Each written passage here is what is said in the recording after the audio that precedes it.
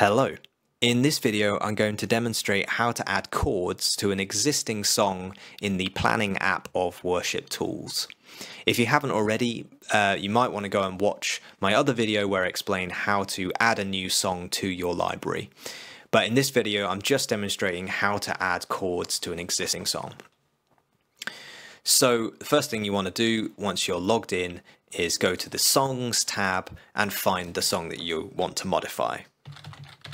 So in this case, I'm working on Amazing Grace again. I already have the lyrics in here, but I don't have any chords. I also haven't set any of the other information over here. So the first thing, if you press Edit and then come down here and you want to pick the default key for the song because it doesn't automatically detect that from the chords.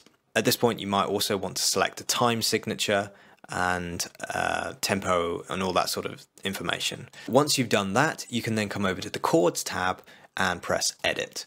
Now, because we already added lyrics on the other page, it's automatically populated the lyrics into the chords text. So that saves you a little bit of time if you're doing it that way round and you've already got the lyrics but you haven't entered the chords yet. It also gives you this basic structure and a template basically to follow. So in that sense, it's rather useful as well. This is using a format called Chord Pro. You can look that up, just Google Chord Pro. I'll leave a link in the description. And that explains what this format looks like, how to use it. But essentially it's a plain text format that describes chords and chord placement within lyrics. So it's a super powerful thing, but also very simple, very easy to edit. You can edit it in any text editor. Conveniently, within the planning application, they have provided a really nice editor for Chord Pro, which automatically colors different bits in, just to make it easier to read whilst you're editing. For this, I'm just going to add the chords for the first verse, but you may want to add them for every verse. I typically prefer to have all of my verses written out with chords. So when you add a chord, you put it in square brackets like this, and again it colors it in nicely, and that way it knows that this is a chord.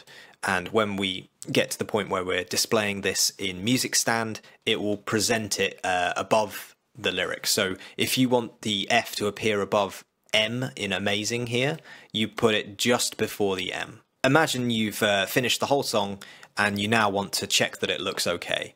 Well, if you press close here, it's going to give you a preview. So you can see that like the F there is directly above the M of Amazing. And again, when this gets printed out in Music Stand, it will look even nicer. The formatting looks even better when it's printed on Music Stand. That is pretty much it. The only other piece of advice I would give is it's really easy at this point to think, well, I was in the editor and I pressed close on the editor, so surely it's saved. No, it hasn't. So at this point, you must remember to press save. And if you don't, you will lose all of your changes. So just bear that in mind.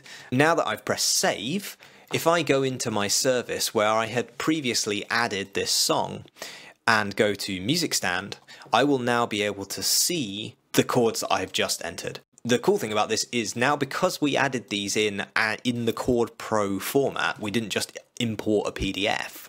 It can do all of the transposition for us. So if I say, actually, I want to do this in C and I want to play guitar with capo 5, slightly ridiculous thing to do, but yeah, basically anything you want to do, you can do, and it will transpose it for you and add that into the metadata here so that when you print it out, you know which capo to put on.